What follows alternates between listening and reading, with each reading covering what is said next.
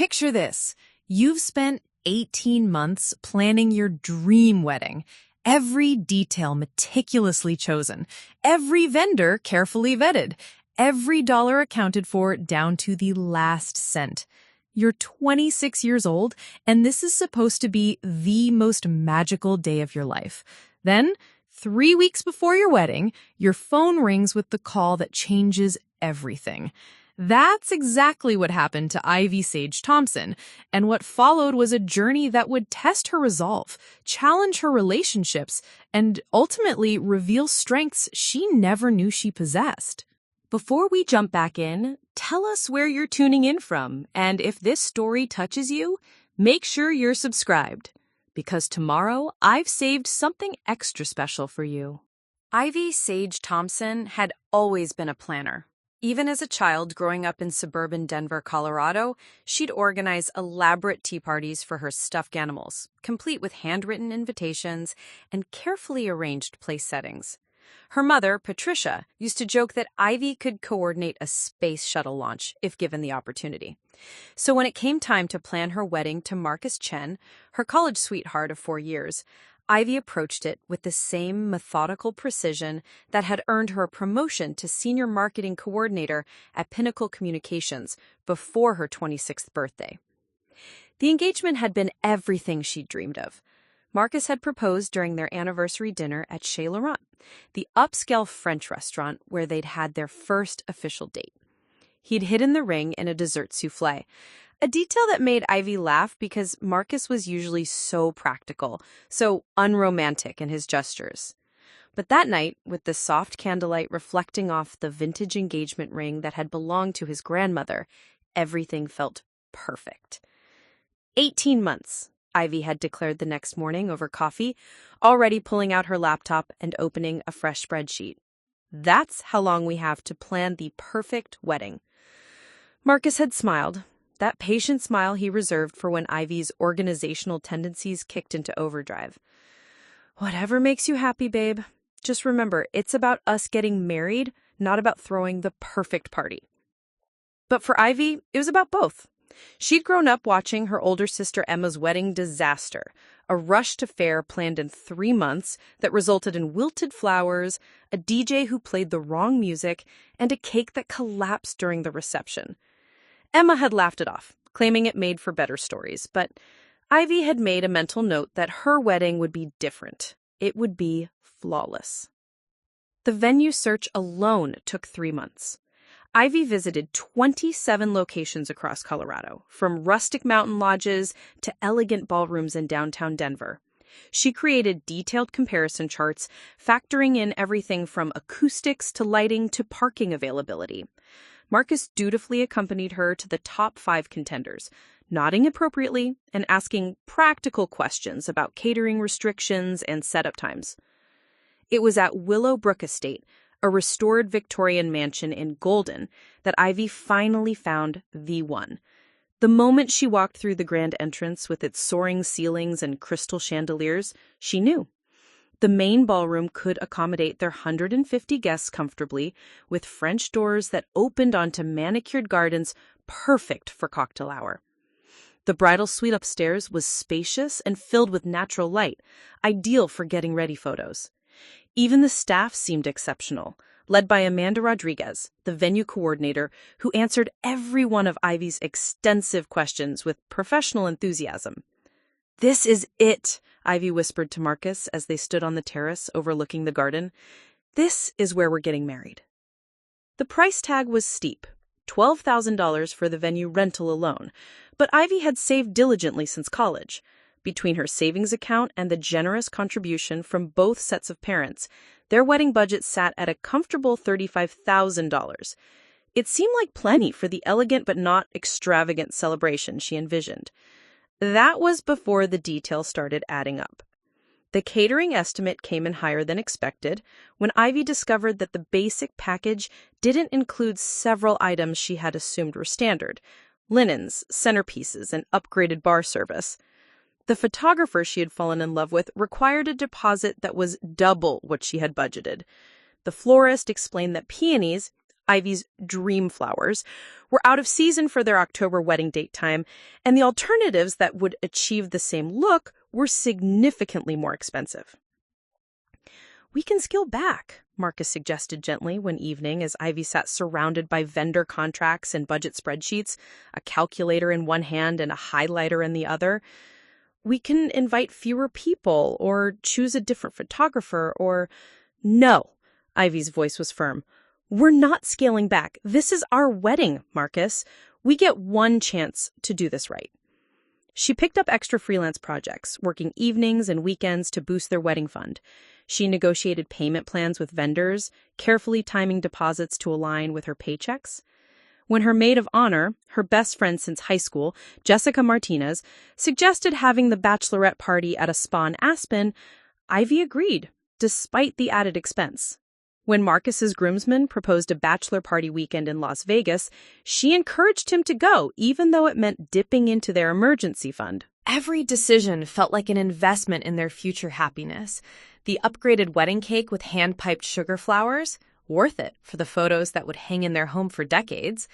The live jazz trio for cocktail hour instead of a playlist, essential for creating the sophisticated atmosphere she envisioned. The premium bar package, necessary because Marcus's uncle was a sommelier and would notice if they served cheap wine. By August, 2 months before the wedding, their budget had swelled to $42,000. Ivy felt a flutter of anxiety when she updated her master spreadsheet, but she reminded herself that this was normal. Everyone said weddings cost more than you initially planned. Besides, they'd already paid the major deposits. The worst of the spending was behind them. That's when the call came from Jessica about the bridesmaids' dresses. "Ivy, I'm so sorry, but the boutique made a mistake with Emma's dress," Jessica explained, referring to Ivy's sister, who was serving as a bridesmaid. "It came in 2 sizes too small, and they don't have time to order a replacement. They can rush a new one, but it's going to cost an extra $200, and we need to pay it by tomorrow to get it in time." Another unexpected expense. Ivy closed her eyes and reached for her credit card. Then, Marcus's grandmother, who was flying in from Taiwan for the wedding, fell and broke her hip. The family needed to change her flights to accommodate her recovery timeline, and the change fees were substantial. As the bride, Ivy felt obligated to cover the difference, another $400. The wine order was short 6 bottles due to a distributor error. The replacement bottles from a local shop cost twice as much. The wedding favors, elegant little potted succulents that Ivy had special ordered, arrived damaged, and the vendor offered to replace them for half price, but only if she paid immediately. Each expense seemed small in isolation, but together they formed a relentless tide that swept their budget further and further from shore. Ivy found herself checking her bank balance multiple times a day, moving money between accounts, calculating and recalculating. She stopped buying coffee on her way to work. She ate lunch at her desk instead of going out with colleagues. She canceled her gym membership and her subscription to the meal kit service she loved. Marcus noticed her stress, but attributed it to normal pre-wedding jitters. "It's all going to be perfect, Ivy," he'd say, rubbing her shoulders after another evening spent hunched over wedding planning materials. "And even if something goes wrong, it won't matter. We'll be married, and that's what's important."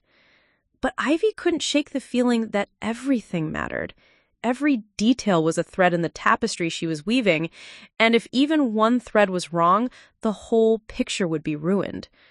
3 weeks before the wedding, with her final payments due to multiple vendors, Ivy sat at her kitchen table at 2 a.m., surrounded by invoices and bank statements. The math was undeniable. They were $3,000 over budget, and she'd maxed out her credit card covering the overages. Ivy stared at her phone, thumb hovering over her mother's contact.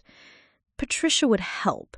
She'd already contributed more than originally planned when the catering costs increased, but asking for more money felt like admitting failure, like proving she couldn't handle the responsibility of planning her own wedding.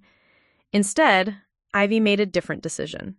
She opened her laptop and transferred the remaining balance from their emergency fund, the money she and Marcus had carefully saved for their first apartment together after the wedding. It would be tight, but they could rebuild their savings once they were married and no longer paying for 2 separate apartments. The next morning, she made the payments, watching their bank balance drop to nearly zero. But at least the wedding was secure. At least, everything was handled. That afternoon, as she sat in her office reviewing a campaign proposal for a client, her phone rang. The caller ID showed a number she didn't recognize, but the area code was local. "Hello? This is Ivy Thompson," she answered, assuming it was another vendor calling about some minor detail. "Hi, Ivy. This is Amanda Rodriguez from Willowbrook Estate. I'm calling because we need to discuss your wedding reception." Something in Amanda's tone made Ivy's stomach clench. She grabbed a pen, ready to take notes about table arrangements or timeline adjustments. "What about the reception?" Ivy asked.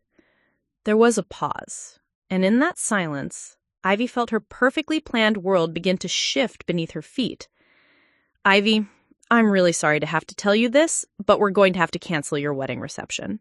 Preparing and narrating this story took us a lot of time, so if you are enjoying it, subscribe to our channel. It means a lot to us. Now, back to the story. Cancel my wedding reception? Ivy's voice cracked, the words feeling foreign in her mouth. "Amanda, what are you talking about? The wedding is in 3 weeks. I just made my final payment yesterday." Through the phone, she could hear Amanda taking a deep breath, the kind of breath someone takes before delivering news they'd rather not share. "Ivy, I know this is shocking, and I want you to know that this has never happened before in the 15 years I've worked at Willowbrook Estate. But we've had a family emergency situation arise that requires us to close the venue for the foreseeable future." Ivy felt the room spinning around her. She gripped the edge of her desk, her knuckles turning white. "What kind of family emergency? Can't you just work around it?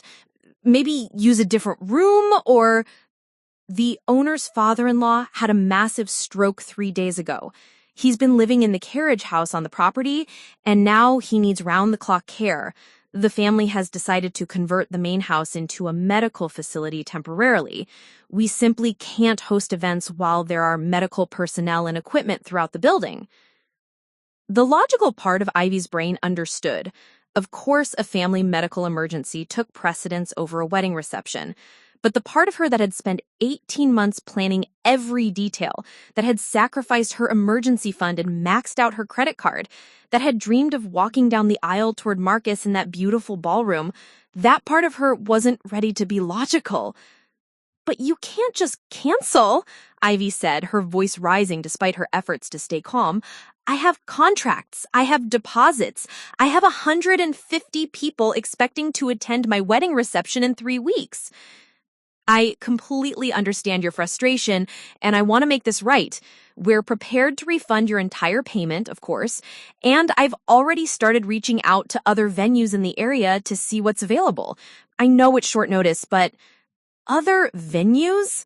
Ivy laughed, but there was no humor in it. "Amanda, do you remember how long it took me to find Willowbrook? I visited 27 venues. 27! And none of them were perfect except yours. There aren't any other venues that can accommodate 150 people with 3 weeks' notice, especially not in October." She was right, and they both knew it. October was peak wedding season in Colorado, with the aspen leaves turning golden and the weather still crisp and beautiful. Every decent venue had been booked months, sometimes years in advance. "Let me make some calls. I have connections throughout the industry. Maybe someone has had a cancellation, or maybe we can find a venue that's not traditionally used for weddings but could work. Give me 24 hours, okay? Don't panic yet." Don't panic yet, as if Ivy had a choice in the matter. After she hung up, Ivy sat in her office cubicle, staring at the phone as if it might ring again with news that this was all a mistake, a mix-up, a bad dream. Around her, her colleagues continued their normal Tuesday afternoon routine, typing emails, discussing client campaigns, laughing at someone's story about their weekend. The normalcy of it all felt surreal. She couldn't focus on work. Every few minutes, she found herself pulling up her wedding planning documents, staring at the timeline she'd so carefully crafted. Hair and makeup at 10 a.m., photography at noon, ceremony at 4 p.m., cocktail hour at 4:30 p.m., reception at 6 p.m., dancing until midnight. Every moment accounted for, every transition planned. At 5:30, she gave up any pretense of working and drove home to the apartment she shared with Marcus. He wouldn't be home for another hour. He'd been working late frequently, trying to finish a major project before their honeymoon. But she needed to be somewhere familiar, somewhere she could think. She poured herself a glass of wine and sat on the couch, pulling out her laptop. Maybe Amanda was wrong. Maybe there were options she hadn't considered. She started searching every venue website in the Denver metro area, looking for any possibility she might have missed. The Broadmoor in Colorado Springs had an opening, but it was 3 times their budget and 2 hours from where most of their guests lived. A few restaurants had private dining rooms available, but the largest could only accommodate 50 people. There was a community center in Arvada that had availability, but Ivy's heart sunk when she looked at the photos.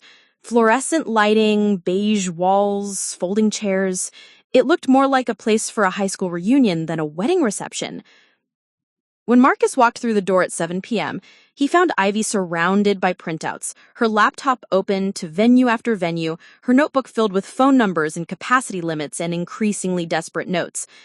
"Hey, babe," he said, dropping his briefcase and leaning down to kiss the top of her head. "Working on last-minute wedding stuff?" Ivy looked up at him, and that's when the dam broke.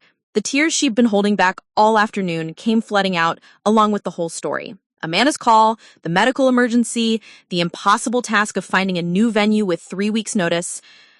Marcus sat down heavily beside her, running his hands through his hair. "Okay," he said after a long moment. "Okay, let's think about this logically. What are our options?" "That's what I've been doing all afternoon," Ivy said, gesturing to her research. "There are no options, Marcus, at least no good ones." "What about postponing?" he suggested gently. "We could push the wedding back a few months, give ourselves time to find the right venue." Ivy stared at him as if he'd suggested they elope to Vegas. "Postpone? Marcus, we have 150 people planning to attend our wedding reception. My aunt is flying in from Florida. Your grandmother is coming from Taiwan. Jessica took time off work to be here.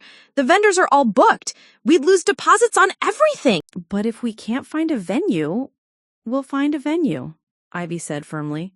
"We have to." The next day, Ivy called in sick to work and spent 8 hours on the phone. She called every venue in a 50-mile radius. She called restaurants, hotels, community centers, churches, even a few barns and ranches that advertised event space. Most were already booked. The few that had availability were either too small, too expensive, or completely wrong for the elegant celebration she'd envisioned. By Thursday evening, she was getting desperate. She started considering venues she would have dismissed immediately 18 months ago. A Holiday Inn conference room, a VFW hall, a friend's backyard with a rented tent. "What about the Marriott downtown?" Marcus suggested over dinner. "They have nice ballrooms." "I called them," Ivy said, picking at her salad. "They have one date available, but it's a Sunday afternoon, and it's their smallest room. Plus, it's $15,000 just for the space, not including catering." "Maybe we should think about scaling back the guest list," Marcus said carefully. "If we invited fewer people, we'd have more venue options." Ivy set down her fork. "Scale back the guest list? Marcus, we sent save the dates 8 months ago. We sent invitations 6 weeks ago. People have already RSVP'd, booked hotels, made travel arrangements. We can't just uninvite half our wedding guests." "I'm just trying to think of solutions." "The solution is to find a venue that works, not to compromise on our wedding." Marcus reached across the table and took her hand. "Ivy, I know this isn't what you planned, but maybe this is an opportunity to think about what really matters. We're getting married. That's what's important. Everything else is just extras." "Extras? Marcus, this isn't just a party. This is our wedding. It's supposed to be the most important day of our lives. It's supposed to be perfect." "According to who? Since when does a marriage require a perfect party?" The question hung in the air between them, and Ivy realized they were having 2 completely different conversations. Marcus was talking about their marriage, their commitment, their future together. But Ivy was talking about something else entirely. the dream she'd carried since she was a little girl, the vision that had sustained her through 18 months of planning and sacrifice. "You don't understand," she said finally. "You've never understood. This matters to me, Marcus. It matters in a way that I can't explain, but it does." Friday morning brought a call from Amanda with an update that felt more like salt in the wound. "I found a few possibilities, but I want to be honest about what they are." The first option was a restaurant in Boulder that had suffered a kitchen fire the week before. They could host the reception in their main dining room, but there would be no kitchen service, only cold appetizers and a cash bar. The second was a golf course clubhouse that had a wedding cancellation due to the bride calling off the engagement. It was available, but it was an outdoor venue with no backup plan for weather, and the forecast was calling for possible snow. The third option made Ivy's stomach drop. It was the Riverside Community Center, the same beige-walled, fluorescent-lit space that Ivy had looked on online. Amanda had managed to get them a discount rate, and they could bring in their own decorations to transform the space. "I need to think about it," Ivy said, though thinking was the last thing she wanted to do. She wanted to scream, to demand that someone fix this impossible situation, to wake up and discover that this was all a stress-induced nightmare. Instead, she spent Friday driving to each of the 3 venues, standing in spaces that felt nothing like the elegant ballroom at Willowbrick Estate. The restaurant smelled like smoke damage. The golf course clubhouse had a beautiful view, but the indoor space was cramped, and the outdoor area was already showing signs of early winter. The community center was exactly as depressing as the photos had suggested. That evening, she sat in her car outside the community center, staring at the building and trying to imagine her wedding reception there. She tried to picture herself in her dress, walking into that room with its drop ceiling and linoleum floors. She tried to envision the photos she'd treasure for the rest of her life, taken under fluorescent lighting against beige walls. She couldn't do it. She literally could not make herself envision her perfect day happening in any of these imperfect spaces. When she got home, Marcus was waiting with takeout from their favorite Thai restaurant and a bottle of wine. "How were the venue visits?" he asked gently.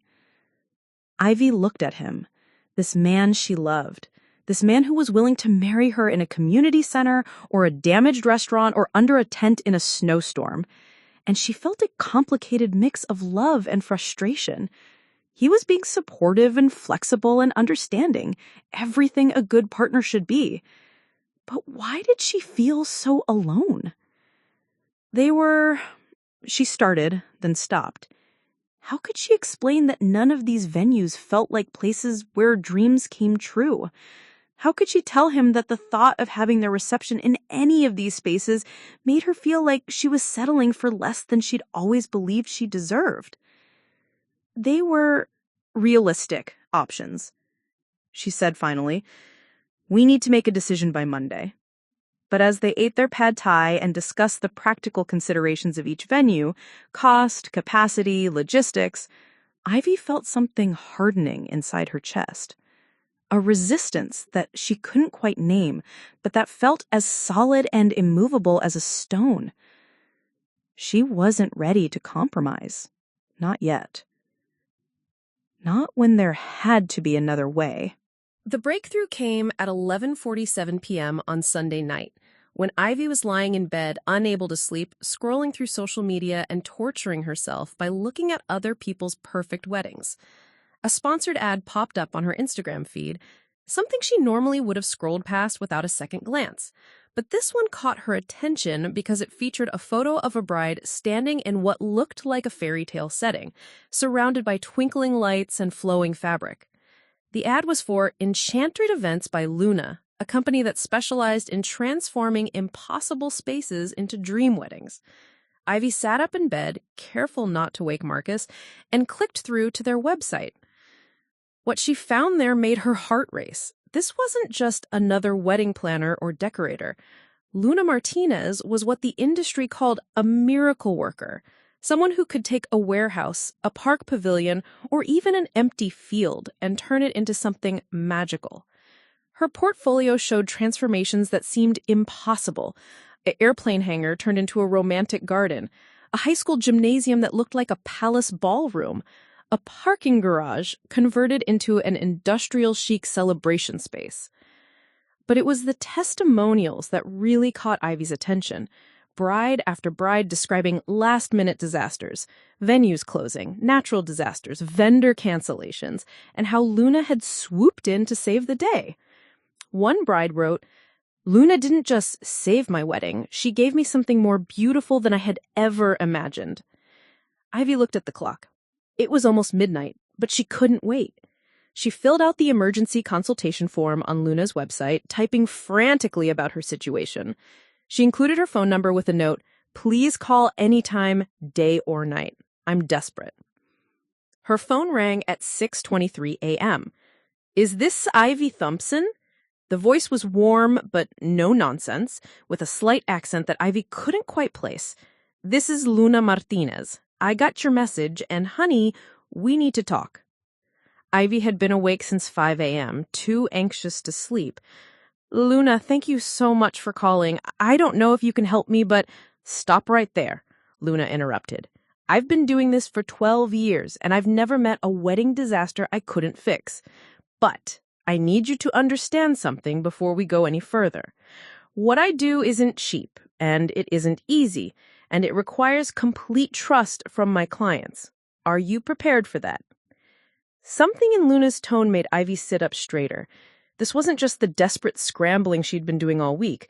This was someone who spoke with authority, who had solutions instead of problems. "Yes," Ivy said without hesitation, "whatever it takes." "Good. I'm driving up from Colorado Springs right now. I'll be at your apartment in an hour. Have coffee ready and clear your schedule for the day. We have work to do." When Luna knocked on Ivy's door at 7:45 a.m., she wasn't what Ivy had expected. She was probably in her mid-40s with silver-streaked black hair pulled back in a practical ponytail and wearing jeans, boots, and a leather jacket. She looked more like a contractor than a wedding planner, which Ivy would soon learn wasn't far from the truth. "Show me everything," Luna said, declining Ivy's offer of coffee and pulling out a tablet and measuring tape. "Photos, plans, guest list, vendor contracts, timeline, everything." For the next 2 hours, Ivy spread her 18 months of planning across her dining room table, while Luna took notes, asked rapid-fire questions, and occasionally made small sounds of approval or concern. She photographed Ivy's mood boards, examined her vendor contracts, and studied the floor plan Ivy had created for Willowbrook Estate. "Okay," Luna said finally, leaning back in her chair. "Here's what we're going to do." She pulled up a map on her tablet and turned it toward Ivy. "There's a warehouse space in Reno, the River North Art District, that's been sitting empty for 3 months. The owner is a friend of mine, and I've been wanting to use it for an event. It's raw space, completely unfinished, but it has incredible bones. 20-foot ceilings, original brick walls, huge windows, and it can easily accommodate 200 people." Ivy looked at the Google Street View image Luna showed her. The building looked industrial, almost abandoned. "It doesn't look like a wedding venue," she said uncertainly. "That's because it's not a wedding venue yet," Luna replied with a grin. "But it will be.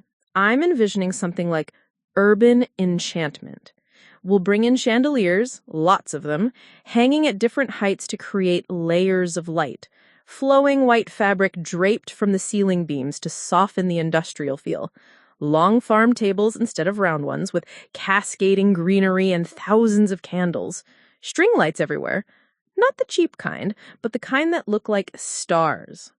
As Luna talked, she sketched quickly on her tablet, and Ivy watched her rough drawings transform into something that took her breath away. It wasn't the elegant Victorian ballroom she dreamed of, but it was something else entirely, something bold and romantic and completely unique. "The best part," Luna continued, "is that we can make this space completely yours. No other bride will ever have a reception that looks like this, because we're creating it from scratch just for you." "How much?" Ivy asked, though she was almost afraid to hear the answer. Luna set down her stylus and looked Ivy directly. My emergency transformation service is $15,000.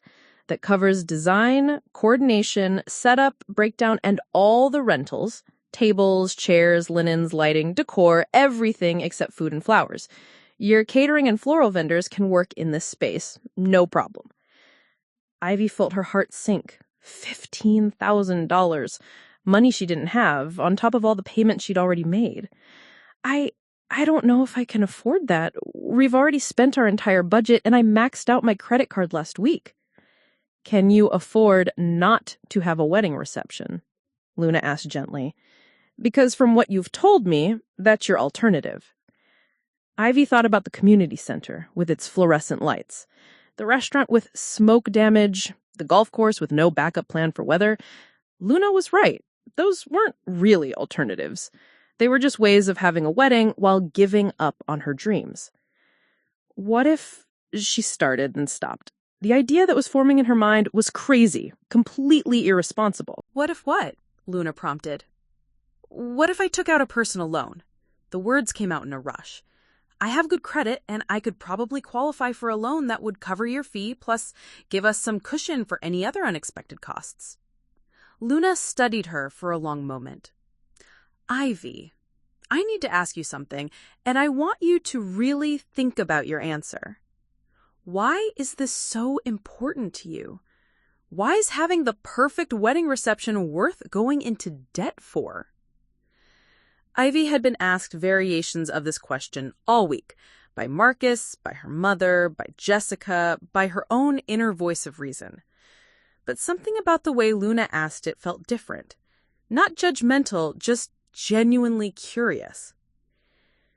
Because, Ivy said slowly, I've spent my whole life being practical. I've made responsible choices, saved money, planned ahead, done everything right. This is the one day that's supposed to be magic. The one day that's supposed to be about dreams instead of budgets and compromises. She paused, surprised by her own honesty. And because I'm terrified that if I settle for less than what I want on my wedding day, I'll spend the rest of my marriage settling for less than what I want in everything else. Luna nodded slowly. Now that, she said, is a reason I can work with. Within an hour, Luna had made 3 calls that changed everything. The first was to the warehouse owner, securing the space for Ivy's wedding date. The second was to her network of vendors, putting together a team of decorators, lighting technicians, and setup crew who could transform the space in 2 days. The third was to a contact at a local credit union who specialized in event loans. You'll need to go in this afternoon for the loan application. Based on your income and credit score, you should qualify for a $20,000 personal loan at a decent interest rate. That'll cover my fee, plus give you a buffer for any additional costs. The afternoon became a blur of paperwork and signatures. Ivy filled out loan applications, provided pay stubs and bank statements, and authorized credit checks. Marcus met her at the credit union during his lunch break, his face a mixture of concern and resignation as they sat in the loan officer's waiting area. Are you sure about this? That's a lot of debt to take on right before we get married. Ivy looked at him, this practical man who would marry her in a parking lot if necessary, and felt a surge of love mixed with frustration. Marcus, do you trust me? Of course I trust you. Then trust me on this. Luna can create something amazing. Something we'll remember for the rest of our lives. By 4 p.m., the loan was approved. By 5 p.m., Ivy had transferred the money to Luna's account. By 6 p.m., she had signed a contract for services that would begin the next morning and culminate in a wedding reception that would take place in exactly 2 weeks and 4 days. That evening, Luna took Ivy and Marcus to see the warehouse space. Walking into the empty building, Ivy felt a moment of panic. The space was huge and echoing and completely raw. Exposed brick walls, concrete floors, industrial lighting fixtures hanging from the ceiling. It looked nothing like a wedding venue. But Luna walked through the space like a conductor preparing for a symphony, pointing out features that Ivy couldn't yet see. The chandelier installation will go here, here, and here, she said, indicating points on the ceiling. We'll create intimate seating areas using the columns as natural dividers. The head table will go against this brick wall. It'll be stunning for photos. She pulled up her tablet and showed them a 3D rendering she had created while they were at the credit union. The same empty warehouse, but transformed into something that looked like a scene from a fairy tale. Thousands of lights creating a canopy overhead, elegant furniture arranged throughout the space, flowers and greenery cascading from every surface. This is what we're creating in less than 2 weeks. Standing in that empty warehouse, looking at Luna's vision on the tablet screen, Ivy felt something she hadn't experienced in weeks: pure excitement. Not anxiety, not worry, not the grinding stress of problem solving, just the electric thrill of possibility. "Let's do it," she said. The next morning, Ivy called Amanda at Willowbrook Estate to officially cancel her contract and arrange for her refund. She called each of her vendors to confirm that they could work in the new location. She sent a message to her wedding guests explaining that there had been a venue change, but that all other details remained the same. Most importantly, she called her boss and asked for the rest of the week off. She had a wedding to create from scratch, and she was going to need every minute. For the first time in weeks, Ivy felt like herself again. Not the panicked bride scrambling for alternatives, not the woman crying over community center photos. She was Ivy Saige Thompson, the girl who could organize a space shuttle launch if given the opportunity, and she was about to pull off the most ambitious project of her life. The point of no return had been crossed.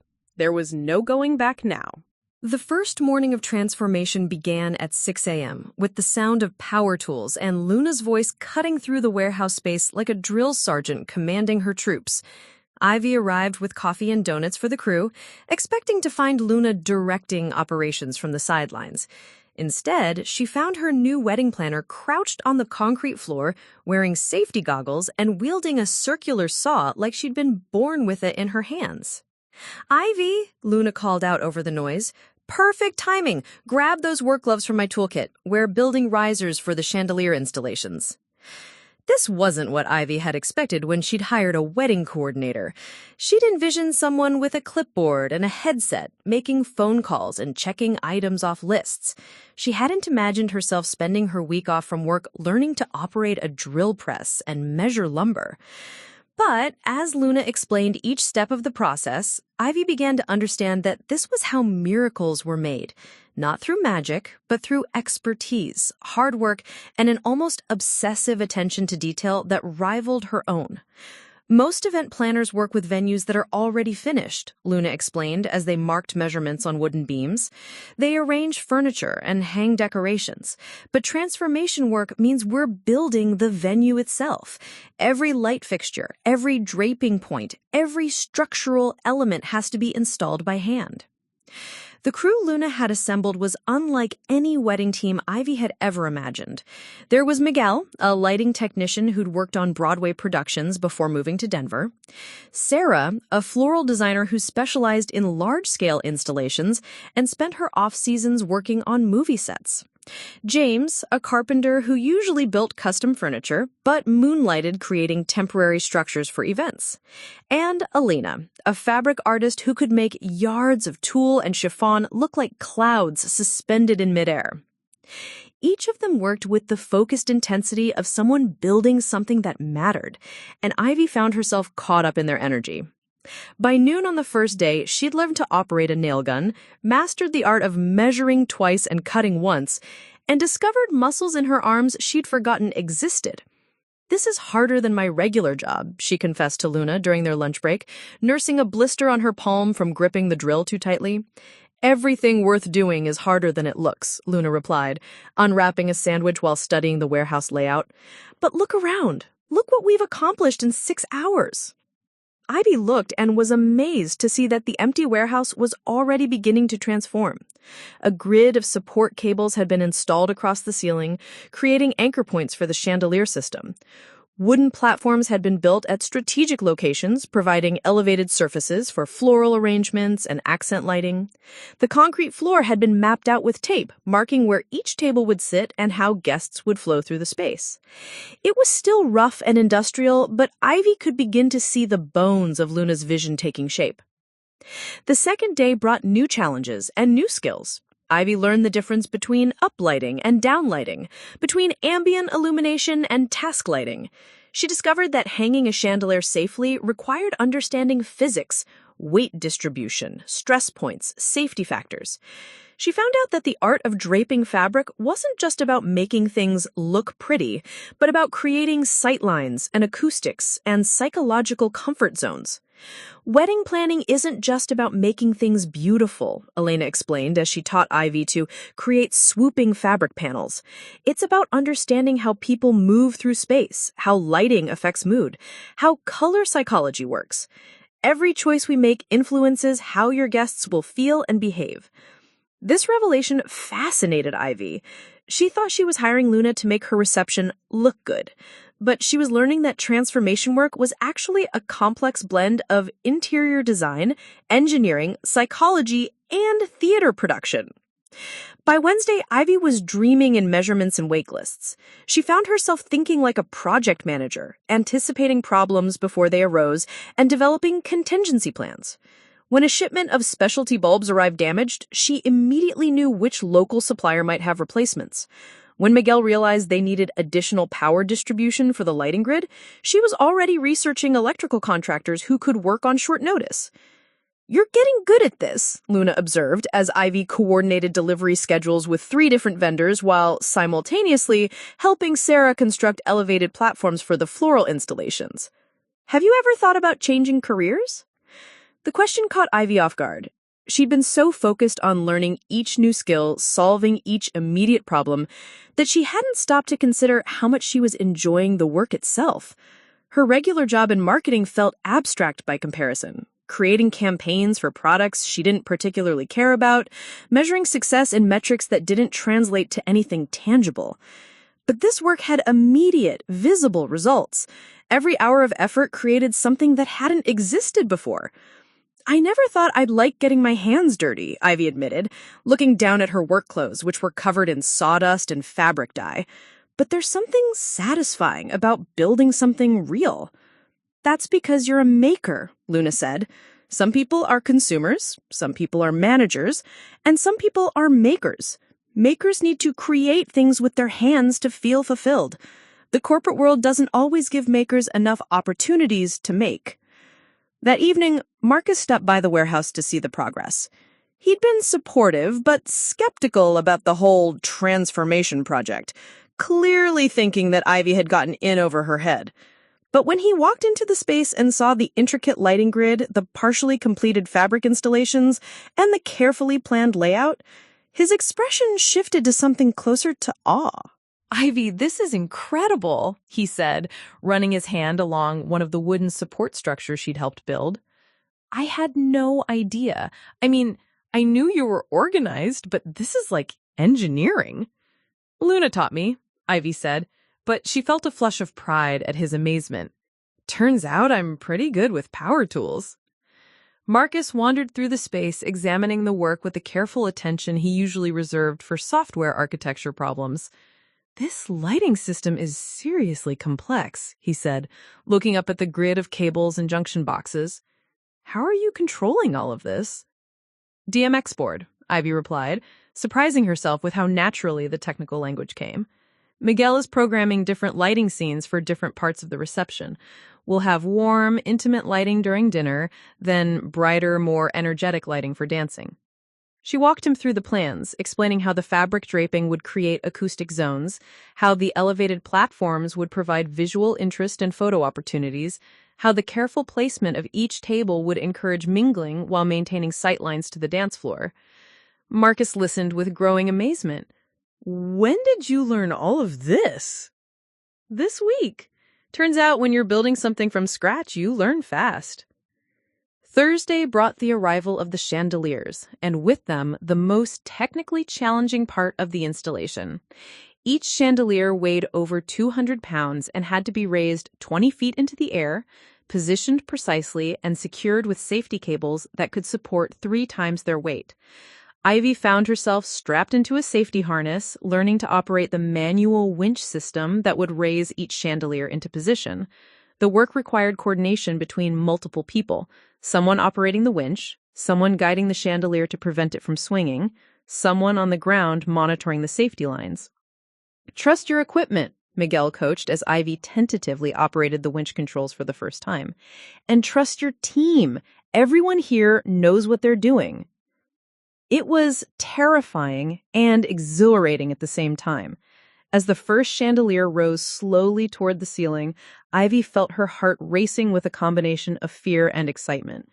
When it reached its final position and Miguel declared it secure, the entire crew burst into spontaneous applause. "Look up," Luna said softly. Ivy looked up and gasped. Even without the fabric draping, even with the harsh warehouse lighting still on, the single chandelier transformed the space. The crystal elements caught and scattered light and patterns across the brick walls, creating sparkles and shadows that made the industrial space feel magical. Now imagine 12 of them, all at different heights, all creating overlapping patterns of light. By Thursday morning, all 12 chandeliers were installed, and Elena had begun the delicate work of hanging the fabric draping. This required a different kind of precision, not the mathematical measurements of construction work, but an artistic eye for proportion and flow. Ivy learned to climb ladders while carrying yards of fabric, to tie knots that would hold under tension, to judge by eye when a drape was hanging at the right angle to catch and reflect light. Her hands, which had started the week soft from office work, were now strong and calloused from days of physical labor. "You've got good instincts for this," Elena said as they worked together to create a cascading fabric wall that would serve as the backdrop for the head table. "Not everyone can visualize how fabric will move in 3 dimensions." "I think I've been visualizing this wedding for so long that I can see it even when it's not there yet," Ivy replied, adjusting the drape until it caught the light from the chandeliers just right. As Friday afternoon turned into evening, Ivy stood in the center of the warehouse and looked around at what they had accomplished in 5 days. The space was still being constructed. Tables weren't yet in place. Flowers weren't yet installed. The final lighting programming wasn't complete. But the fundamental transformation was undeniable. The raw industrial warehouse had become something else entirely. The chandeliers created pools of warm light throughout the space. The fabric draping softened the hard edges and created intimate zones within the larger room. The elevated platforms and carefully planned sightlines made the space feel designed rather than accidental. Most importantly, Ivy could finally see her wedding reception. Not the Victorian elegance she had originally planned, but something bolder and more personal. Something she had a hand in creating. "Tomorrow we finish," Luna announced to the crew. "Flowers, final lighting programming, table setup, and all the finishing touches. Sunday morning we do the final walkthrough. Sunday afternoon, Ivy gets married." As the crew packed up their tools for the day, Ivy realized that somewhere during the week of learning and building and creating, her anxiety about the wedding had completely disappeared. She wasn't worried about whether everything would be perfect anymore, because she'd been part of making it perfect. She'd earned her confidence through work, through new skills, through the satisfaction of building something beautiful with her own hands. The scared bride who'd sat in her office cubicle a week ago, paralyzed by a venue cancellation, felt like a different person entirely. Someone who'd never imagined she could operate power tools or install lighting systems or hang from safety cables 20 feet in the air. But she'd done all of those things and more. And in the process, she'd discovered that she was capable of much more than she'd ever imagined.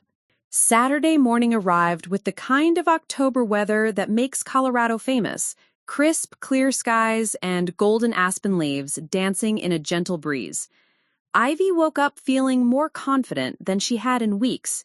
One more day of setup. Then her wedding would finally happen. She'd survived the venue cancellation, the financial stress, and the crash course in event construction. What could possibly go wrong now? The answer came at 7:23 a.m. when her phone rang with a call from Sarah, the floral designer. "Ivy, we have a problem." Sarah's voice was tight with barely controlled panic. "A big one." Ivy's stomach dropped. She'd learned to dread phone calls that started with those words. What kind of problem? "The flower market got hit by a flash flood last night. The entire wholesale district is underwater. I just got there, and it's completely destroyed. Everything I ordered for your wedding, the peonies, the eucalyptus, the greenery installations, it's all gone." Ivy sat down heavily on her bed, trying to process what she was hearing. All of it? There has to be something salvageable. "Nothing, Ivy. The building took 4 feet of water. Even if some of the flowers survived, they're contaminated with floodwater and debris. The health department has quarantined the entire area until they can test for bacteria and chemicals." This was worse than the venue cancellation. At least then, she'd had 3 weeks to find alternatives. Now she had less than 24 hours before her wedding and no flowers at all. "What about other suppliers?" Ivy asked, though she already knew the answer. "I've been calling everyone I know since 6 a.m. The problem is, it's peak wedding season, and it's Saturday morning. Every florist in the state used that same wholesale market, and everyone's scrambling for the same limited backup supplies. I managed to find enough basic flowers for your bridal bouquet and the ceremony decorations, but for the reception, Ivy, there's just nothing available in the quantities we need." Ivy closed her eyes, picturing the warehouse without the elaborate floral installations Luna had designed. The cascading greenery that was supposed to connect the elevated platforms, the dramatic ceiling installations that would work with the chandeliers to create the fairy tale atmosphere, the table centerpieces that would transform long farm tables into something elegant and romantic. Without those elements, the warehouse would still be beautiful, but it would be incomplete, like a symphony missing entire sections of instruments. "How bad is it?" Ivy asked, though she was afraid to hear the answer. For what we had planned, catastrophic. The floral installations were supposed to be 40% of the visual impact. Without them, the space is going to feel stark. Ivy hung up and immediately called Luna, who answered on the first ring. "I already know," Luna said before Ivy could speak. "Sarah called me right after she called you. I'm driving to the warehouse now. Meet me there in an hour, and we'll figure out alternatives." When Ivy arrived at the warehouse, she found Luna standing in the center of the space with her arms crossed, staring up at the chandelier installations with the intense focus of a general surveying a battlefield. The crew was already there, continuing with the non-floral setup, but there was a subdued energy in the air. Everyone knew that a crucial component of their carefully orchestrated plan had just vanished. "Show me what we're working with," Ivy said. Luna pulled out her tablet and showed Ivy the photos Sarah had sent from the flower market. The devastation was complete. Rows of coolers and displays submerged under murky water, thousands of dollars worth of flowers floating like colorful debris. It looked like a natural disaster movie, not a place where wedding dreams were supposed to be fulfilled. "The ceremony flowers are secure," Luna said. "Sarah sourced those from a different supplier yesterday, but for the reception, she adjusted around the warehouse space. We're looking at about 30% of our planned visual impact. Without the dramatic floral installations, the warehouse's industrial nature was much more apparent. The brick walls, while beautiful, felt stark without the softening effect of cascading greenery. The elevated platforms looked empty and purposeless without their planned arrangements. Even the chandeliers, as magnificent as they were, couldn't carry the entire aesthetic load by themselves. "What are our options?" Ivy asked, though she was afraid to hear the answer. "Limited," Ivy admitted. "Every florist in the region is dealing with the same supply shortage. I've called in every favor I have, and I might be able to source enough basic flowers for simple table centerpieces, but nothing like what we planned." "What about non-floral alternatives?" "That's what I'm thinking about." Luna pulled up a new design on her tablet. "We could do more fabric work, create additional draping to fill the visual gaps, Maybe bring in some potted plants from nurseries. They wouldn't be as elegant as cut flowers, but they'd add greenery and life to the space. Ivy studied the revised design, trying to envision how it would look. It wasn't terrible, but it wasn't the fairy tale transformation she'd been building toward all week. It was acceptable, adequate, the kind of compromise she'd been running from since this whole ordeal began. "There's another option," Luna said carefully. "We could postpone. I know that's not what you want to hear, but if we push the reception back a few weeks, I could source the flowers we need and create the full vision we planned." "No." Ivy's response was immediate and firm. "Postponing isn't an option. We have 150 guests flying in from all over the country. My grandmother-in-law is 89 years old and made the trip from Taiwan specifically for this weekend. Marcus and I have non-refundable tickets for our honeymoon. No, we're having this wedding tomorrow, flowers or no flowers." Luna nodded, clearly having expected that response. "Then we adapt. We get creative. We find a way to make this work." But as the morning progressed, it became clear that adapting wasn't going to be as simple as Luna made it sound. Every alternative they explored ran into new problems. The fabric installations would require additional structural support that they didn't have time to build safely. The potted plants from local nurseries were either too small to create visual impact or too large to transport and position without special equipment they couldn't rent on such short notice. By noon, with the wedding less than 18 hours away, Ivy found herself sitting on a stack of rental chairs, watching the crew work around the missing elements of their plan. Miguel was programming lighting sequences that had been designed to highlight floral installations that no longer existed. Elena was adjusting fabric draping to compensate for visual gaps that couldn't really be compensated for. James was building structures for centerpieces that they didn't have centerpieces for. Everyone was doing their best to maintain optimism, but Ivy could see the truth in their faces. They were all thinking the same thing she was thinking. This wedding reception was going to be a beautiful disaster. That's when Marcus arrived for what was supposed to be a quick check-in before his bachelor party. He'd planned to take a few photos of the setup progress to share with his groomsmen, maybe help carry a few things, then head out for an afternoon of golf and dinner with his friends. Instead, he walked into a crisis management situation that was barely holding together. "What's going on?" he asked, taking in the tense atmosphere and Ivy's defeated posture.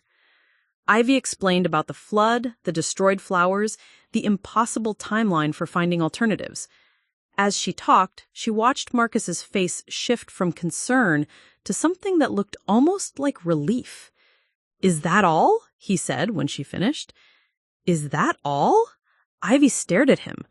"Marcus, we're supposed to have a wedding reception tomorrow, and half of our decorations just got wiped out by a natural disaster. But the important stuff is fine, right? The food, the music, the space itself?" "Yes, but..." "Then what are we worried about? So there won't be as many flowers. So what? The people we love will still be there. We'll still be getting married. Everything else is just decoration." That word, decoration, hit Ivy like a slap. Decoration? As if the vision she'd been building, the transformation she'd spent a week learning to create with her own hands, was just superficial prettiness that didn't matter. "It's not just decoration, Marcus. It's the atmosphere, the experience, It's a party, Ivy." His voice was gentle but firm. "A really nice party, but still just a party. What matters is that we're committing to each other in front of the people we love. The rest of it, honestly, I don't think our guests are going to notice if there are fewer flowers than you originally planned." Ivy felt something crack open inside her chest. Not just disappointment, but something deeper. A recognition that she and Marcus were experiencing this entire situation in fundamentally different ways. For Marcus, the wedding was about the marriage. The celebration was secondary, a nice addition to the main event, but not essential to its meaning. For Ivy, the celebration was how the marriage announced itself to the world. It was the first statement they would make as a couple about who they were and what they valued. "You don't understand," she said quietly. "Then help me understand." Ivy looked around the warehouse, at Luna and the crew who had worked so hard to bring her vision to life, at the beautiful but incomplete transformation they'd created together. How could she explain that this wasn't about flowers, but about dreams? That it wasn't about decoration, but about the kind of life she wanted to live? "Never mind," she said finally. "You're right, it's just a party." But even as she said the words, she knew they weren't true. And she knew that Marcus's inability to understand why they weren't true was a bigger problem than any flood-damaged flower market. The afternoon got worse. 2 of the rental chairs were damaged during delivery, leaving them short seating for their guest count. The backup generator for the lighting system failed its test run, raising concerns about power reliability. The catering truck got stuck in construction traffic and arrived 3 hours late for the final food prep. Each new problem felt like a weight added to a structure that was already straining to hold together. Ivy found herself snapping at vendors, second-guessing decisions she had made confidently just days before, and feeling increasingly like the competent, skilled person she'd discovered herself to be during the week of construction was slipping away. Instead of arriving 3 hours late for the final food prep, each new problem felt like a weight added to a structure that was already straining to hold together. Ivy found herself snapping at vendors, second-guessing decisions she had made confidently just days before, and feeling increasingly like the competent, skilled person she'd discovered herself to be during the week of construction was slipping away, replaced by the anxious, overwhelmed bride she thought she had left behind. By evening, with Marcus off at his bachelor party and most of the crew heading home to rest before the final push tomorrow, Ivy sat alone in the warehouse with Luna, surrounded by the remnants of their ambitious plans. "I don't know if we can pull this off," Ivy admitted. "Even if we solve all the technical problems, even if everything works perfectly tomorrow, it's not going to be what we planned. It's going to be less." Luna was quiet for a long moment, studying the space with tired eyes. "You know what I've learned in 12 years of doing this work?" she said finally. "What?" "The best weddings are never the ones that go according to plan. They're the ones where something goes wrong and the couple figures out how to make it beautiful anyway. Those are the weddings people remember, the ones that become family stories, the ones that show everyone what the couple is really made of." "But what if we can't make it beautiful? What if it's just a mess?" Luna smiled, the first genuine smile Ivy had seen from her all day. "Honey, after watching you learn to operate power tools and install chandeliers and climb 20 feet in the air this week, I'm not worried about whether you can handle a few missing flowers. The question is whether you're going to let the setback define your wedding or whether you're going to show everyone, including yourself, what you're really capable of." Ivy looked around the warehouse one more time, at the beautiful chandeliers casting their warm light across the brick walls, at the elegant fabric installations flowing like clouds overhead, at the carefully constructed platforms and precisely planned layout. Even without the flowers, even with all the remaining problems, it was still remarkable, still a space where magic could happen. Ivy didn't sleep that night. She lay in bed, staring at the ceiling, her mind racing through worst-case scenarios and last-minute solutions that became more desperate with each passing hour. At 3 a.m., she gave up pretending to rest and made herself a cup of tea, sitting at her kitchen table with her laptop open, frantically searching for miracle solutions that didn't exist. That's when she saw it. A Facebook post in a local community group that she joined months ago but rarely checked. Someone named Maria Santos had posted at 2:47 a.m. "Emergency. My daughter's quinceañera got canceled due to family illness. I have 200 potted marigolds, dozens of papel picado banners, and beautiful handmade lanterns that I spent months creating. Everything must go. I can't bear to look at it anymore. Free to anyone who can use it. Please share." Ivy's heart started racing. Marigolds weren't peonies, and papel picado wasn't elegant eucalyptus, but they were something. They were color and life and possibility. She immediately sent Maria a private message, explaining her situation and asking if the decorations were still available. The response came back within minutes.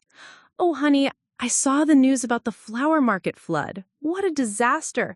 Yes, everything is still here. If you can pick it up this morning, it's yours. I just want someone to get joy from all this work. By 5 a.m., Ivy was dressed and driving across Denver to Maria's house, following GPS directions to a neighborhood she'd never visited. When she pulled up to the address, she found a modest house with a front yard that looked like a garden explosion. Dozens of terracotta pots filled with vibrant orange and yellow marigolds, strings of colorful paper banners draped across the porch, and boxes of what looked like handcrafted decorations stacked everywhere. Maria Santos turned out to be a woman in her 50s with kind eyes and calloused hands that spoke of someone who created beautiful things through hard work. As she helped Ivy load the decorations into her car, Maria shared the story of her daughter's quinceañera. Months of preparation, handmade decorations, a celebration that was supposed to mark her daughter's transition to womanhood, all canceled when Maria's mother suffered a stroke and the family had to focus their energy and resources on caregiving. I understand about dreams getting derailed, Maria said, as they secured the last box of lanterns in Ivy's trunk. But sometimes when one dream falls apart, it makes space for a different kind of magic. As Ivy drove back to the warehouse with her car packed full of unexpected decorations, she called Luna to explain what she'd found. Marigolds and papel picado, Luna's voice was thoughtful rather than dismissive. You know what? That could actually work. Those colors will pop beautifully against the brick walls, and the folk art aesthetic could create something really unique. It's not what we planned, but it might be something even better. Really? Really? Mexican folk art is all about celebration and joy and community, which is what weddings should be about anyway. And marigolds are traditionally associated with celebrations of life and love. There's symbolism there that's actually perfect for a wedding. By 7 a.m., Ivy was back at the warehouse with her unexpected treasure trove, and Luna was already there with coffee and a new plan sketched out on her tablet.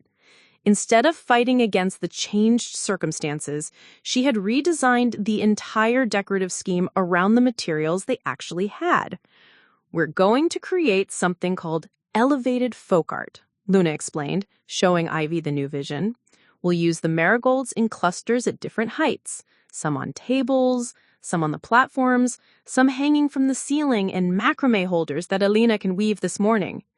The papel picado will stretch between the chandeliers, creating layers of color and movement overhead.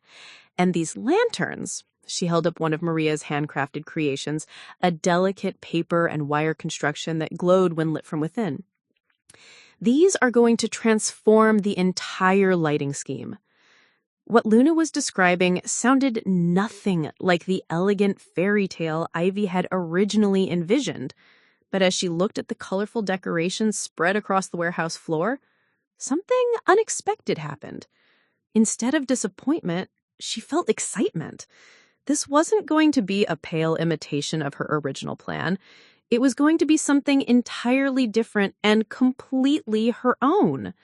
The crew arrived to find Ivy and Luna already deep into the transformation, rearranging the plan layout to accommodate the new decorative elements. Instead of fighting against the changed circumstances, there was renewed energy in the air. Miguel was experimenting with how the lanterns would interact with his lighting design. Elena was sketching ideas for incorporating the papel picado into her fabric installations. Sarah arrived with the few flowers she'd managed to source and immediately began creating arrangements that would complement rather than compete with the marigolds. This is actually brilliant, Sarah said, as she worked on a centerpiece that combined white roses with clusters of marigolds and sprigs of greenery. The color contrast is going to be stunning, and the marigolds will photograph beautifully. They're much more vibrant than peonies would have been. As the morning progressed, Ivy found herself working with the same focused intensity she'd developed during the week of construction, but with a different energy. Instead of trying to execute someone else's vision of perfection, she was helping to create something that had never existed before. Every decision was collaborative. Every problem was solved through creativity rather than compromise. When Marcus stopped by during his lunch break, he decided to skip the traditional day of separation and wanted to see how things were progressing. He found Ivy 30 feet up on a ladder, helping Miguel install papel picado banners between the chandeliers. "Ivy," he called up, "what are you doing? Isn't this supposed to be your day to relax and get pampered?" She climbed down to meet him, her hair pulled back in a messy ponytail, her clothes dusty from the morning's work. She probably looked nothing like the serene, picture-perfect bride she'd imagined being on her wedding day, but she felt more like herself than she had in months. "Change of plans," she said, grinning as she gestured around the warehouse. "What do you think?" Marcus looked around, taking in the transformation that had occurred since his visit the day before. The marigolds added warmth and vibrancy that the space had been missing. The papel picado created movement and whimsy overhead. The lanterns, hanging at different heights throughout the space, cast intricate patterns of light and shadow across the walls. He paused, searching for words. "It's not what I expected, but it's amazing. It looks like a celebration." "Exactly!" Ivy's enthusiasm was infectious. "That's exactly what Luna said. It's not elegant in the way I originally planned, but it's joyful. It feels like a party where people will actually want to dance and laugh and have fun." Marcus smiled, and for the first time in weeks, Ivy felt like they were seeing the same thing when they looked at their wedding celebration. The afternoon brought a series of small miracles. Elena discovered that the papel picado created beautiful acoustic dampening, solving a sound problem they hadn't even realized they had. Miguel found that the lanterns could be programmed to change colors subtly throughout the evening, creating a dynamic lighting experience that worked perfectly with his original design. James realized that the elevated platforms could hold clusters of marigold pots, creating living sculptures throughout the space. But the biggest breakthrough came when Ivy's wedding guests started arriving at their hotels and posting photos on social media. Jessica, her maid of honor, shared a picture of the warehouse exterior with the caption, "Can't wait to see what magic Ivy has created inside this mystery venue." Other guests were posting their excitement about the unusual location, the sense of anticipation about what they might find. Ivy realized that her guests weren't expecting a traditional ballroom wedding. They were expecting something uniquely hers, something that reflected her personality and creativity. The venue change, the last-minute decorative pivot, the DIY construction project, it all told a story about who she was and what she was capable of. "You know what I just figured out?" she said to Luna as they stood back to admire the nearly completed transformation. "What's that?" "This whole disaster, the venue cancellation, the flood, everything falling apart, it forced me to become the person I needed to be to have the wedding I actually wanted." Luna raised an eyebrow. "How do you mean?" "If everything had gone according to my original plan, I would have shown up tomorrow as a passive participant in my own wedding, someone who hired other people to create something beautiful for me. But instead, I learned to build things with my hands, to solve problems creatively, to adapt when circumstances changed. I became someone who creates her own magic instead of waiting for someone else to provide it." As evening approached and the final details were put in place, Ivy found herself alone in the warehouse for a few minutes, taking in the completed transformation. The space was warm and inviting, filled with color and light and the promise of celebration.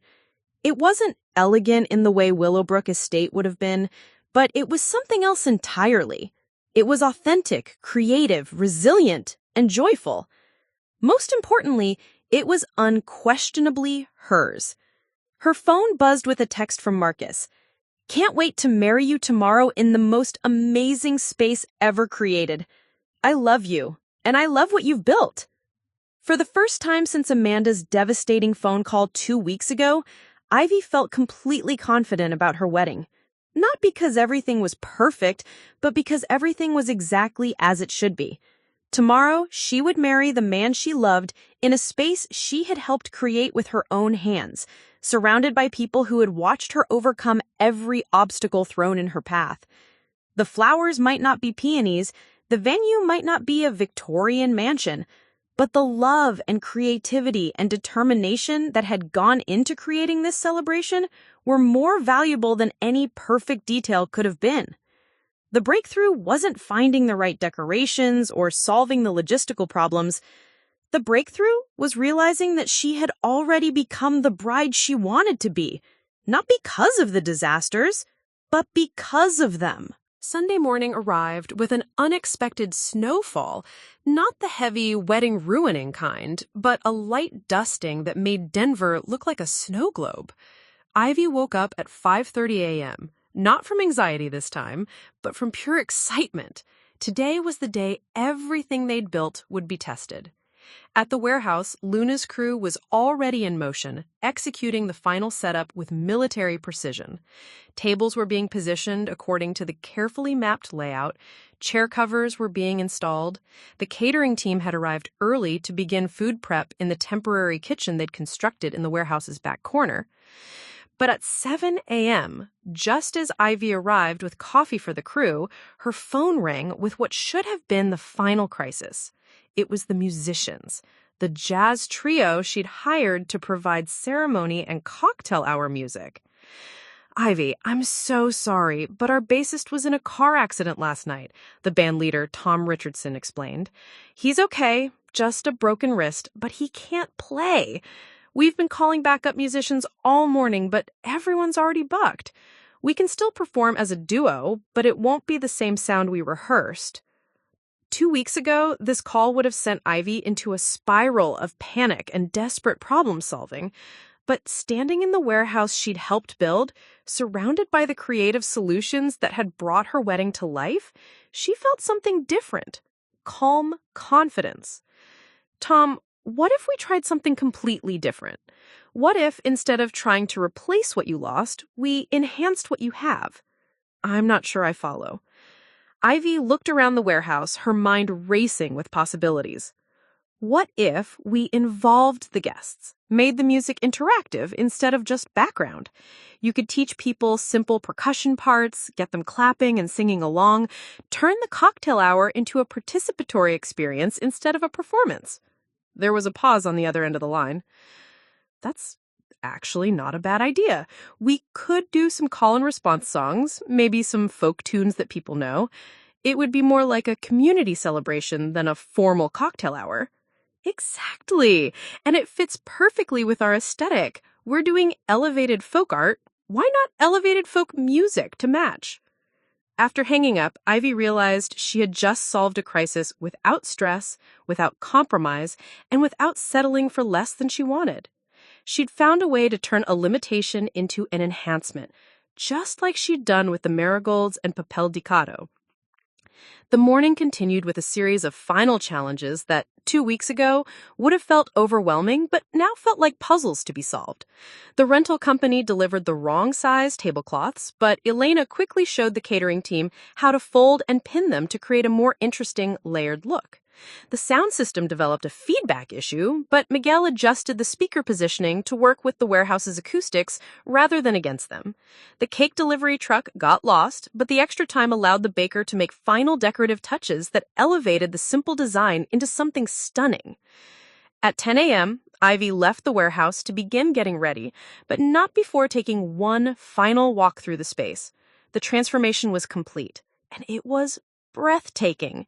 The marigold created pools of warm color throughout the industrial space. The papel dicado banners caught the morning light streaming through the high windows, casting moving patterns of color across the walls. The chandeliers sparkled overhead, waiting for evening when they would truly come alive. Every element worked together to create something that felt both elegant and celebratory, sophisticated and welcoming. But most importantly, it felt like her. The getting ready process took place at Jessica's apartment, where Ivy's bridal party had gathered to help her prepare. As her makeup artist worked and her hairstylist created an updo that was polished but not overly formal, Ivy found herself calm in a way she'd never expected to be on her wedding morning. "You seem different," observed her sister Emma, who was serving as matron of honor. I mean, considering everything that's gone wrong with this wedding, you should be a basket case right now, but you seem centered. I think it's because nothing can go wrong anymore, Ivy replied, watching in the mirror as her makeup artist added the final touches. We've already survived every disaster, solved every problem, adapted to every change. Whatever happens today, I know we can handle it. That's very zen of you, Jessica said, adjusting the pearl necklace that had been their grandmother's. 2 weeks ago, you were crying over venue photos. 2 weeks ago, I thought my wedding had to be perfect, Ivy said. Now I know it just has to be ours. At 2 p.m., Ivy put on her wedding dress, an elegant but not overly elaborate gown that she had chosen specifically because she could move freely in it. As her bridal party gathered around her for final photos, she realized that this getting ready experience was exactly what she had wanted: intimate, relaxed, focused on the relationships rather than the performance. The ceremony was scheduled for 4 p.m. in Cheeseman Park, a beautiful Denver location with mature trees and mountain views. Despite all the reception challenges, the ceremony had remained unchanged. A simple, heartfelt exchange of vows in front of their closest family and friends. But even the ceremony held surprises. As Ivy walked down the makeshift aisle towards Marcus, she noticed that several guests were holding small bouquets of marigolds.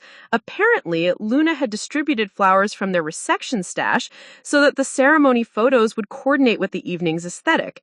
It was a small detail that no one had planned, but it created a visual connection between the two parts of their celebration. The ceremony itself was everything Ivy had dreamed it would be. Marcus cried when he saw her walking toward him. Her vows, which she'd rewritten the night before to reflect everything she'd learned about herself over the past 2 weeks, made even the stoic relatives tear up. When they kissed as husband and wife, their guests erupted in cheers that echoed across the park. But the real test would come at the reception. As the guests made their way from the park to the warehouse, Ivy and Marcus rode together in a vintage car that Luna had arranged as a surprise. During the 20-minute drive, they had their first private moment as a married couple. "Are you nervous about the reception?" Marcus asked, taking her hand. "No," Ivy said, and was surprised to realize she meant it completely. "I'm excited to show everyone what we built." When they arrived at the warehouse, Ivy's breath caught in her throat. The space she'd left that morning had been transformed once more by the addition of their guests. People were already mingling in the cocktail area, the marigolds and lanterns creating intimate conversation spaces throughout the room. Tom and his musical partner had indeed gotten the guests involved. She could hear laughter and clapping and the sound of people singing along to familiar folk songs. But what struck her most was the energy in the room. This didn't feel like a formal wedding reception where guests politely admired the decorations from a distance. It felt like a celebration that people wanted to be part of, a space that invited participation and joy. "Ivy, this is incredible," said Marcus's uncle, the sommelier she'd worried about impressing. "I've been to a lot of weddings, but I've never seen anything like this.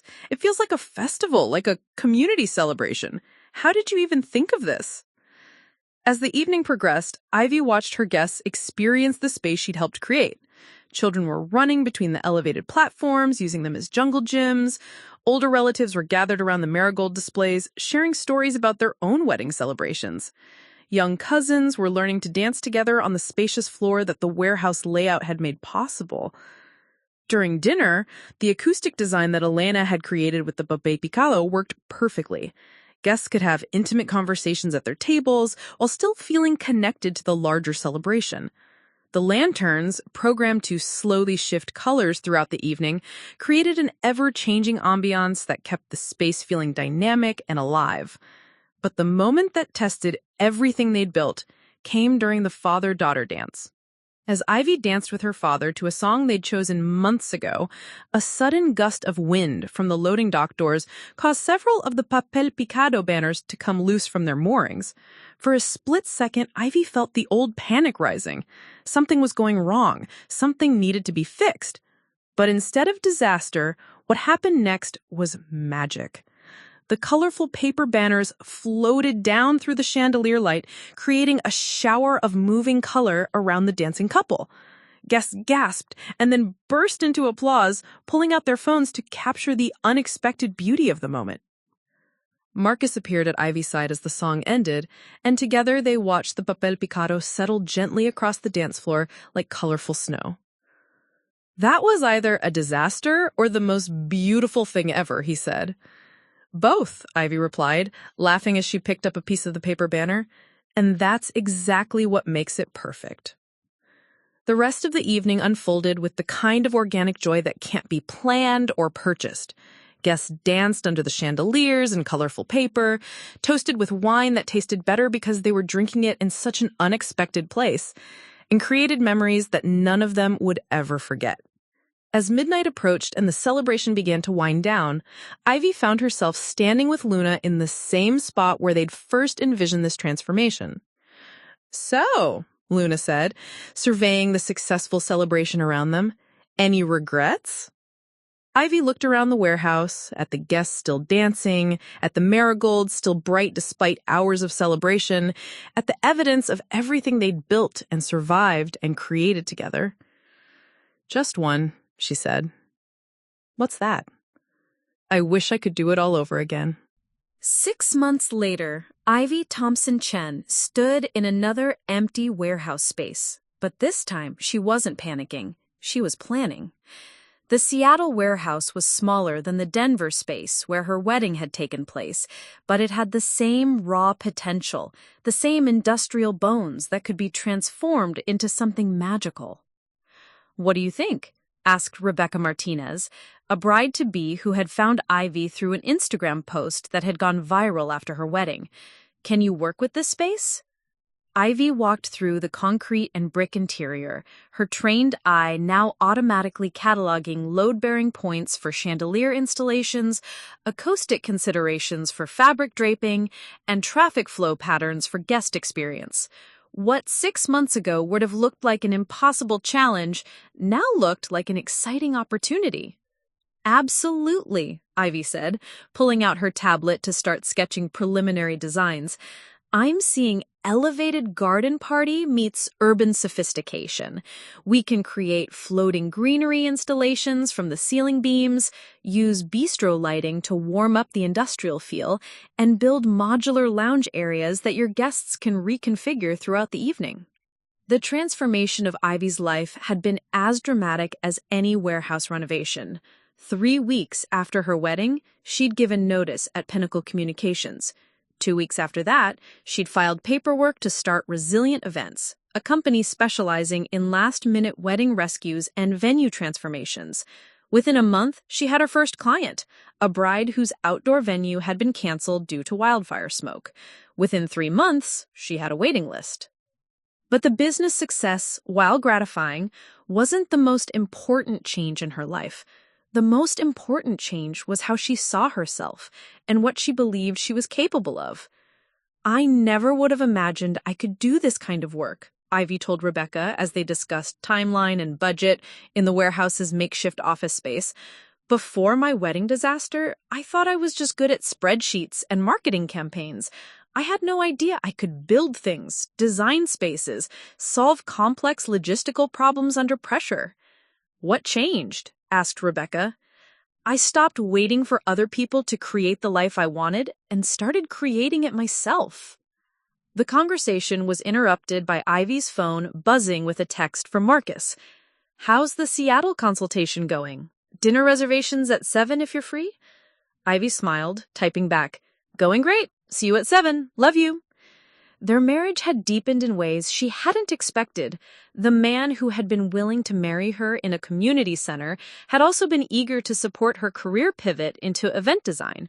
When she'd worried about the financial risk of starting her own business, he'd reminded her that she'd already proven she could succeed at things she'd never done before.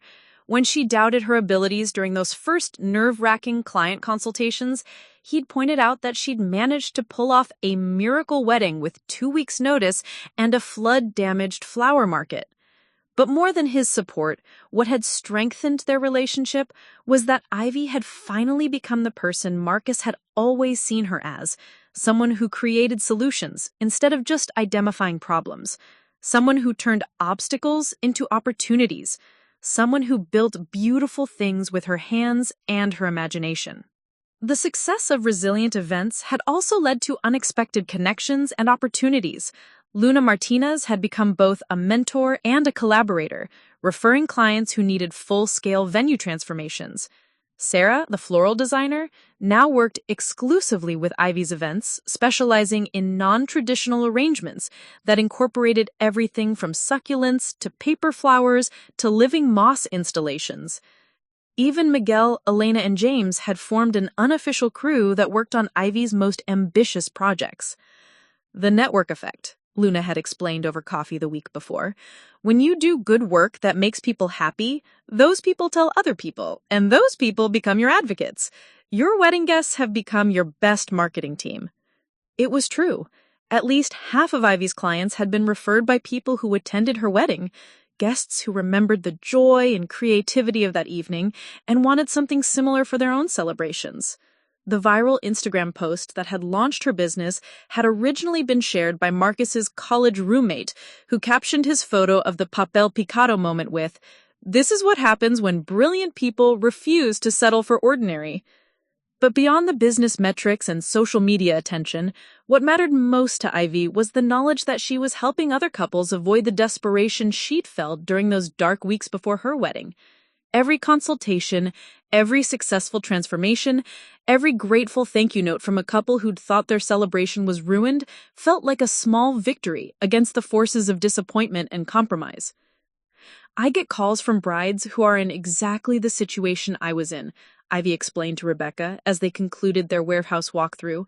Venue cancellations, vendor disasters, budget explosions, family emergencies.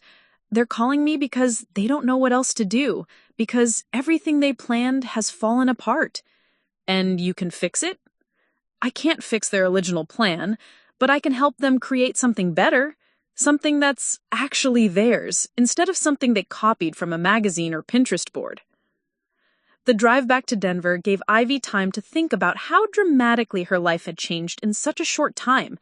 6 months ago, she was a marketing coordinator who planned elaborate tea parties for stuffed animals as a child and thought that attention to detail was her greatest strength.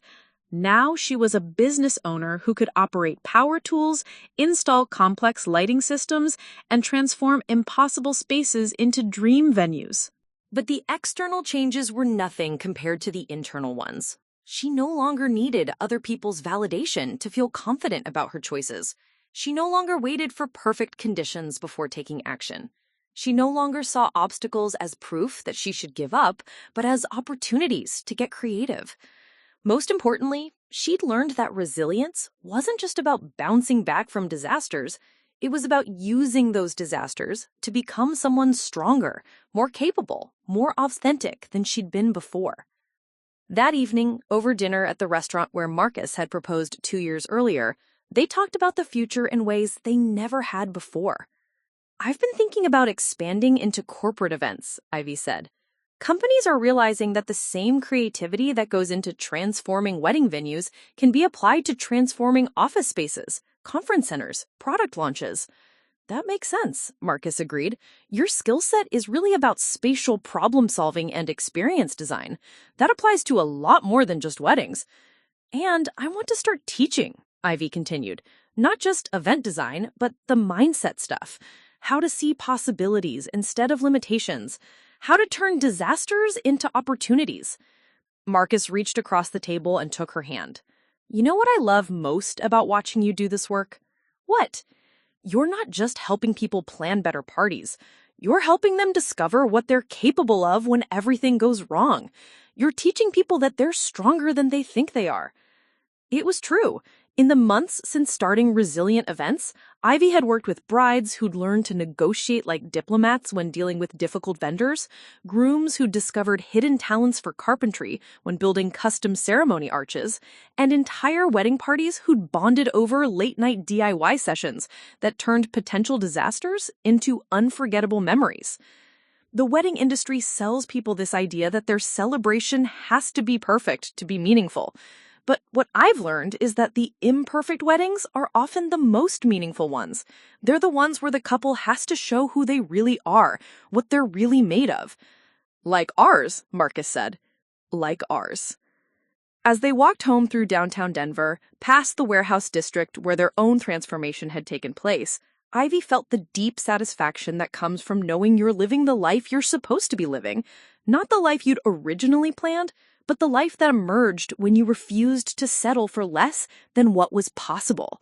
Her phone buzzed with an email from a potential client, another bride whose venue had just canceled, another couple facing what felt like an insurmountable disaster. 6 months ago, Ivy would have read that email with sympathy, but no sense that she could help. Now, she read it with excitement, already beginning to envision the possibilities. "Emergency consultation tomorrow?" Marcus asked, seeing her expression. "Emergency consultation tomorrow," Ivy confirmed. Another chance to show someone that the end of their original plan might be the beginning of something amazing. The next morning, as Ivy prepared for the consultation that would become her next transformation project, she thought about the phone call that had changed everything. Amanda's voice delivering news that felt like the end of the world, but turned out to be the beginning of a new one. Sometimes disasters weren't disasters at all. Sometimes they were invitations to become the person you were always meant to be. Sometimes the worst thing that could happen was actually the best thing that could happen in disguise. And sometimes, when you stopped trying to control everything and started creating with whatever materials life gave you, you discovered that you were capable of magic you never knew existed. Ivy Thompson Chen, maker of miracles, builder of dreams, transformer of impossible situations, was ready for whatever challenge came next. Because she'd learned the most important lesson of all. When they cancel your wedding reception, when everything falls apart, when all your careful plans crumble, that's not the end of your story. That's when your real story begins. Up next, you've got 2 more standout stories right on your screen. If this one hits the mark, you won't want to pass these up. Just click and check them out. And don't forget to like, subscribe, and turn on the notification bell so you don't miss any upload from us.